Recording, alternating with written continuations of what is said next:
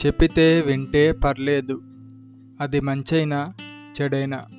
కానీ ఏ విషయాన్నైనా చెప్పుతో కొట్టినట్టు నవ్విస్తూ, బాధిస్తూ, గర్వంతో గర్విస్తూ, పొగుడుతూ, ఇలా ఎన్నో విధాలుగా అలా చెప్పేవాళ్ళు చెప్పింది వింటే రోషాలు, పౌరుషాలు అందరికీ ఎక్కువే.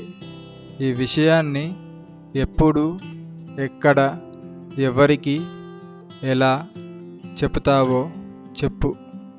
అసలు ఈ విషయాన్ని ఎవరికి చెప్పకపోయినా పర్లేదు, కానీ చెప్పితే వినేవారు కొందరుంటారు. వారికి మాత్రం నీకు తెలిసిన ప్రతి విషయాన్ని చెప్పుతో కొట్టినట్టు చెప్పు.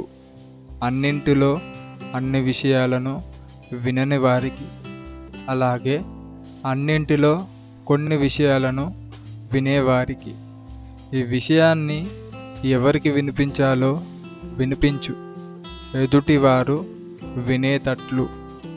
ఇది వినిపిస్తున్న వినేవారందరికీ వందనాలు.